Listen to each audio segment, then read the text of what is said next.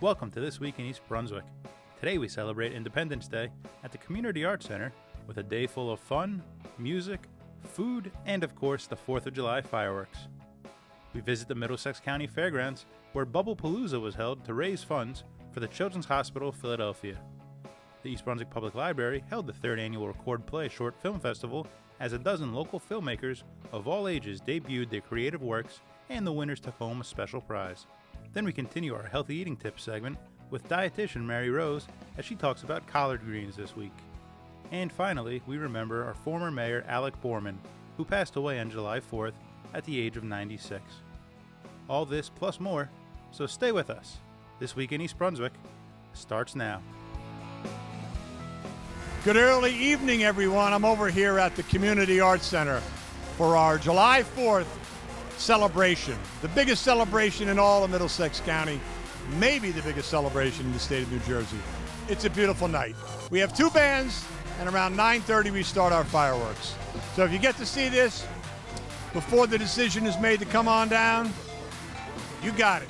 Come on down and enjoy the evening as a member of the community. Have fun.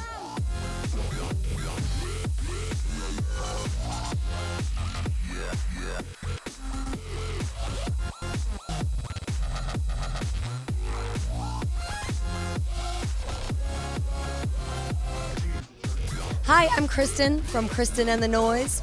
We're a Philly-based cover band, and we're here at the East Brunswick 4th of July celebration to play on the stage to these wonderful people. There's so many different things going on, watermelon eating contests and all kind of great food and some nice games for the kids. It's beautiful, and we're gonna have a blast here tonight. We're so excited to be here and be part of this day. We play a little bit of everything, top 40 mostly. But we do Motown and rock and all kinds of different stuff. A little bit of something for everyone. We are the main sponsor of this 4th of July event. What we're doing is we're doing a raffle. We get to spin the wheel. We have different prizes on there, Samsung tablet, a few different gift cards, a pair of Yankee tickets as well. Everybody's trying to sign up to get that, so that's pretty good. But this is my first time here. I've been only working for the dealership for 2 months, and it's actually pretty good. My favorite job I've ever had so far. Route 18 Auto is happy to support the town, and happy 4th of July to everyone in East Brunswick from Route 18 Auto. I'm Rob Rocochet from Tap Into East Brunswick. We're here to help promote the East Brunswick's 4th of July fireworks and festivities. We had a great day. We gave out over 1,000 balloons, got to celebrate the day with my family, and it's all good. We want to wish everybody in East Brunswick a happy 4th of July and hope everybody has a great summer.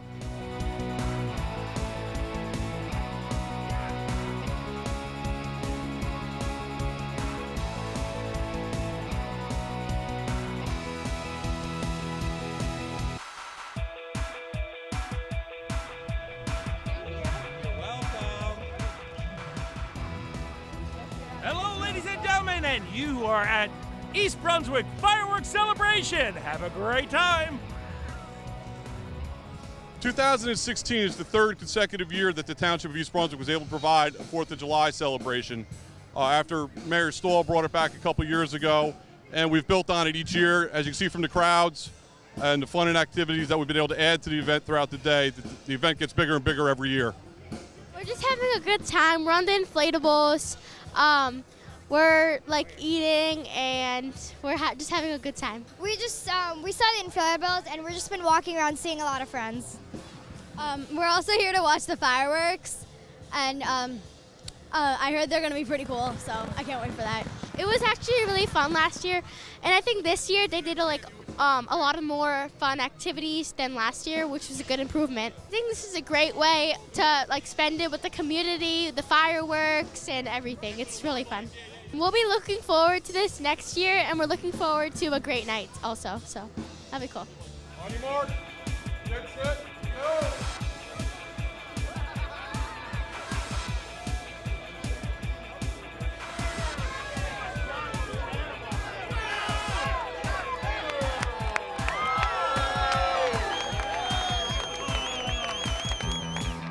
The Township of East Brunswick Department of Recreation and Parks, as well as all the emergency services, the police, fire, and rescue in town, traffic management, We'd like to thank everybody for coming out and having a great day and wish everybody the best of health and a great summer of 2016. Thanks for coming. We'll see everybody at East Brunswick Day in September. East Brunswick, happy Independence Day from Kristen and the Noise.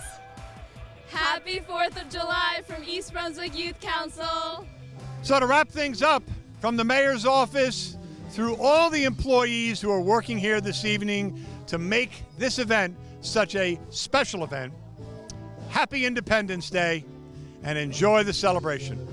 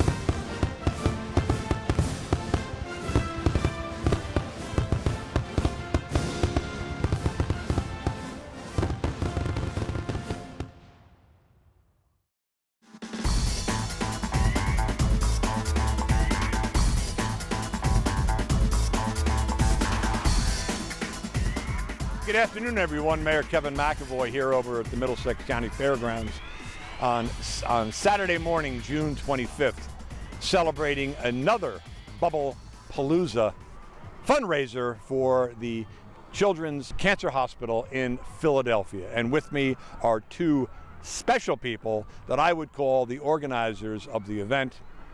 And I'm going to have them tell you a little bit more about the event. The Bubblepalooza is about celebrating life, love, and bubbles. It's a morning that many families have just gone together over here to express gratitude for everything that we have in our lives, for our healthy families, for our own health, and for this wonderful country that we live in. So we're very, very grateful to be here today. Thank you. Kira, what has been your role in the weeks that have transpired prior to the event? So Shalini, the mayor, and I have been doing a special part of Bubblepalooza that became a fundraiser for C.H.O.P, the Children's Hospital in Philadelphia. All together with all of our fundraising efforts, we've raised about $17,000 with the residents of the Middlesex County. And basically all of this money will go towards C.H.O.P, and they can use it however they like to build bigger wards and whatnot. Why don't you tell the residents, the audience, a little bit more about your role in today's event? Sure. So the last 2 weeks, the mayor, Shalini, and I have basically been trying to campaign to raise money for the Children's Hospital of Philadelphia. We've been asking neighbors, family, community members, residents to just give as much as they can to help support a really worthwhile cause. So basically with just a mere donation of $45 or even less, whatever you can spare, you can really help support C.H.O.P. And so far with all of those donations, we've raised almost $17,000. On behalf of the East Brunswick community, I want to welcome everyone to the Bubblepalooza event here on the county fairgrounds. Mayor McAvoy to cut the ribbon and start the fun. And the fun is all about cancer research in Philadelphia Hospital. The largest and oldest hospital in our country for just children. This past year, it began with a $1.5 billion effort to double the size of the hospital. We are part of that, and we are proud of that. And therefore, let the fun begin. 1, 2, 3. Here we go.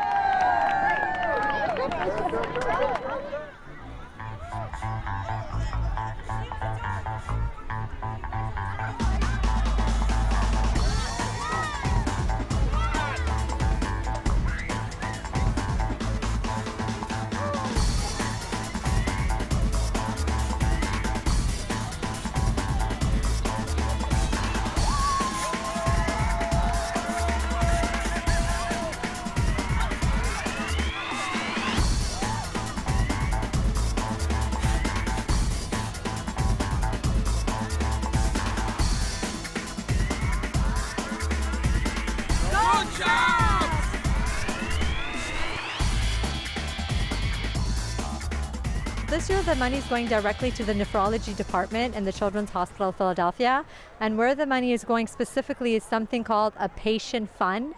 So many families, when they have to deal with a child that's not well, it takes a very big toll on them financially. Going down to C.H.O.P, the copay for their medicines, the copay for their visits, their hospital visits. So the money is going directly to help those families that need the assistance when they are faced with childhood illnesses, chronic diseases. So for Shalini, Kira, and myself, thank you for watching this episode of What's Going On in East Brunswick. The East Brunswick Public Library held the 3rd annual Record.Play Short Film Festival for local filmmakers to show off their creativity. So this is my 3rd year being involved with the Record.Play. I've been a judge every year that it's been going, and it's really exciting because it's so cool to see artists from East Brunswick starting to practice the tools and put their skills to use. And it's nice to see that so many more people are doing film and trying to use media the best way they can. So it's always exciting to see stuff coming out of East Brunswick. It feels great because last year, yes, I won last year, but that was also my first film festival and first experience doing a film festival. So the fact that I was able to do it again this year meant something really special to me. Since this year the theme is Explore, I had actually done a film recently with my friend Robin that has to kind of do with internal and external exploring. Being an actor for a couple of years, going to MCVTS Theater in East Brunswick, I wanted to explore movement. And the reason I did this is because at our school we had a freshman showcase, so the seniors were basically the mentors to our freshmen in our program. And I want to teach them a little bit about, working on camera and also working with movement training, which they as young actors have to experience. So I want to combine both, best of both worlds, and do that. It's Mathophobia, and it's about a boy named Rohan who did really bad on his math test, and he's really worried about it. And then at the very end, he kind of realizes that you should go out and explore, and that's really the best way. You don't really need a tutor, that you just need to go to the library and do it out for yourself. Well, I did really bad in algebra this year, and I just kind of thought that because that's what I learned throughout the year, and I figure that other people should learn it too. And for you, how was it acting in your sister's film? How'd you like it? It was good. I really liked it. Like she said, it was interesting, and I really think it's about working hard and you can get what you want. It was a lot. There was a lot of stuff there was a lot of bloopers, right? Yeah. a lot of stuff. We had to take tons and tons of retakes, but it was all worth it. I really enjoyed it. Okay, so my film is basically about growing up. It's about this kid who can't really accept growing up. So he's kind of met by some like magical force who brings him through his past and future to show him that growing up isn't that bad. This is my first attempt. I was just, I remember the first time I ever wrote like a script or anything was in English. We had to write a satire script, and I had really fun writing it.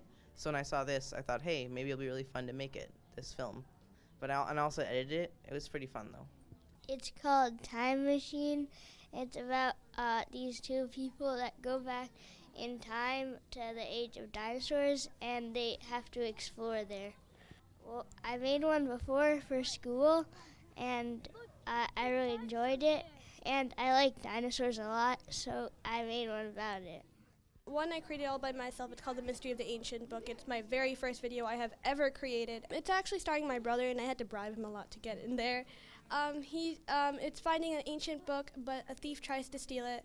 So the explorer bribes him, which is also known as my brother, and gives him a fake book while he also gets rich. I'm really excited because this is my first time, and I want to see how this ends up. Well, it's called Exploring American History, and it's really just about the accomplishments and the problems our country has gone to become what it is today. Well, it was really just my history classroom, and I remember our theme for this year at school was also exploring, so that's why. Well, the two of them are actually in a subcategory I call digital stories, sort of like Ken Burns' documentaries, where you have still pictures that are precisely timed with the narration. One of them uses photographs for the pictures, and that's Homeland Journey, and it's about a proposed and dreamed of journey with my family to take my children back to where they were born in China and Vietnam to explore the country and to connect with their birth cultures.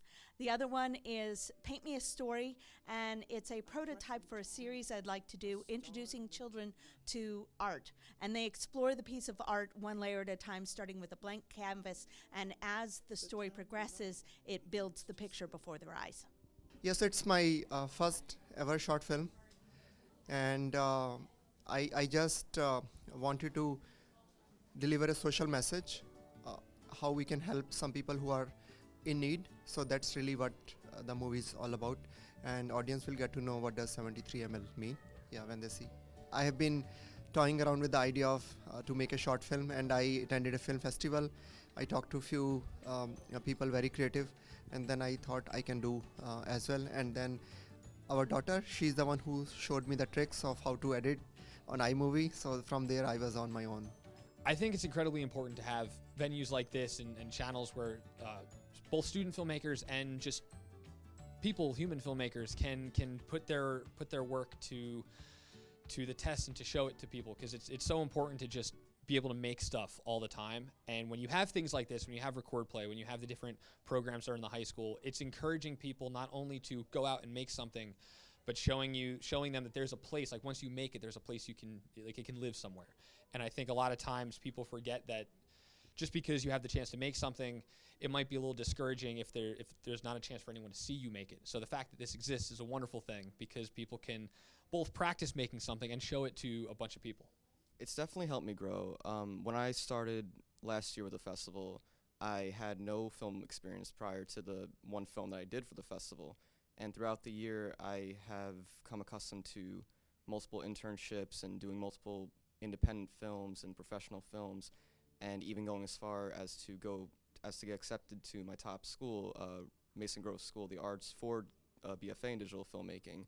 So the fact that the Record.Play Festival is basically the first starting point to all this, it really means a lot to be able to stand back here and be a part of it again.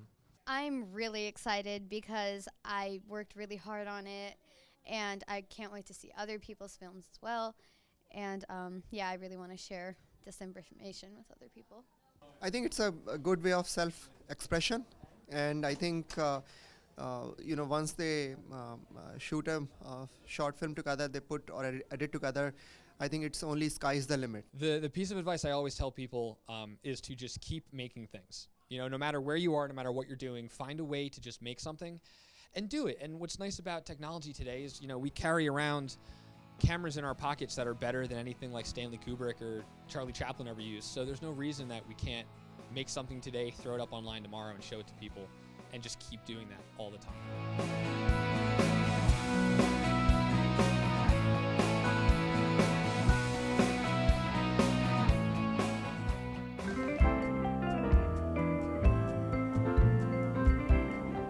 Hi, my name is Mary Rose Agel, and I'm the registered dietitian for ShopRite. Today we're talking about local in-season produce, and first up I have collard greens. Okay, collard greens are gorgeous and beautiful. Okay, they're usually known as a southern tradition, but really they came from Eastern Europe. When you're picking out your collards, you want leaves that are smaller. You want them nice and green with no yellowing or browning on the edges. When you get it home, you want to put it in all your leaves unwashed into a plastic bag, wrap it up, put it in the coldest part of your refrigerator, and it'll stay for 3 to 5 days. When you're ready to cook it, then take it out and give it a good washing. Okay? First off, this is what you want to do. You would like to remove the stems. So you just want to cut the stem right off. Then you just want to go along this rib right here, and you want to remove that center rib and cut that right off. Okay, then you can just give this a quick chop. And here's a funny thing about collards. Collards are loaded with vitamin K and A and C. They also have manganese, and ladies, listen up. Manganese helps us to build collagen, which is good for your skin, so this is a beauty vegetable. So include this in your meals. Here we have a delicious collard green recipe that was made by our hot foods department. It is sauteed with smoked turkey, where traditional collard greens are made with a ham hock. So this is less fatty, it's delicious, it's easy to make. If you're looking for recipes on how to make collard greens, go to shoprite.com or stop in the store and pick up some of this delicious collard greens. As always, my name is Mary Rose Agel, and I will see you next time.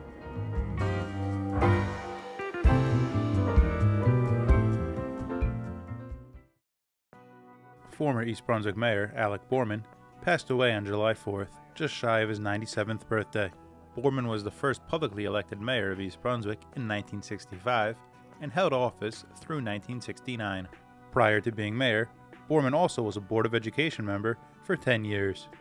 A Middlesex County judge appointed Borman to the Township Committee in 1964, just 1 year after the township had voted to change from a Township Committee form of government to a mayor and council form of government. Borman ran on the Democratic ticket in November 1964 and began his 4-year term on January 1st as the first mayor of East Brunswick under the new form of government. As mayor, Borman laid out the plans for East Brunswick High School, the municipal complex, and the East Brunswick Public Library, as well as many other schools throughout the town. Borman led the township during a time of its greatest population growth, and his fingerprints are still all over the town. In 2010, during the 150th anniversary celebration of the town, EBTV interviewed the former mayor, and we will be rebroadcasting the full half-hour interview throughout July, as we remember the man who laid the foundation for East Brunswick. So during the time that you were mayor, what would you say were some of the most important issues you had to deal with? Well, of course, first was organizing. As mayor, you're in charge of everything. I did have a very excellent business manager, Kennedy Shaw, but all the departments reported to the mayor. Under the township committee, each township committee man has a department: the police, the roads, the public works, finance, taxes, etc. All reported to a councilman, a committee man, and there was nobody fully in charge of the system, and so organizing it and finding, interviewing, getting all the department heads, and all jobs were out. When I became the mayor, new form of government, every job was on the line. Nobody had tenure, nobody had anything. So filling all the jobs was a big deal. And of course it got political. The Democrats wanted me to appoint all their friends and buddies. Well, there's always politics. Yeah, so I wouldn't go along that much. So some of them disliked me to the point where they voted against me the next time I ran. But that was It was getting the town started in the council form. Getting the town started and codifying ordinances and all that sort of thing. Getting the town started was the first thing. The second thing was physical. The town was a mess. We had very few paved roads. They were only just starting to have the developers really pave the roads. Before then, they were all stone and tar. So we put through a road paving program, and over the next few years, we paved all the roads. And drainage was bad. Every time it was big rain, the big areas were flooded, and we had to connect the drainage system to the Sawmill Brook. The Sawmill Brook was the drainage system to the Lawrence Brook, and got most of the drainage problems solved. Those are the major things you had to do in the town. Mm-hmm. I remember that you, I know you had a lot to do, and this probably was when you were on the Board of Education with building a lot of the schools in East Oh, yeah. Brunswick. Most of the schools were built during my time on the board. When I joined the board in February of 1954, we were a kindergarten through 8th grade system. And of course, as I told you, we, after South River told us where to go, we planned a high school. But before that, we built, I think the first school we built was Memorial, then Irwin, Lawrence Brook, a high school, Churchill, Hammersholt, Smith. Frost came, I think, shortly after I went out of office. But most of the schools were built during the period, and additions were put on Central and Bound. So most of the construction was done then. Now, of course, they're all, Hammersholt's been rebuilt, the high school has been added to umpteen times, Churchill has expanded. Great. On your mark, get set, read. Get out, get active, and get your imagination going by reading. Enjoy all the fun adventures and excitement you can think of with our Summer Reading Club at the East Brunswick Public Library. Discover stories that you love and share them with family and friends.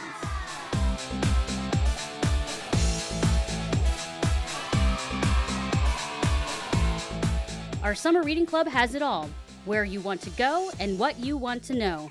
So have the entire family join us and plan to get the most out of your vacation.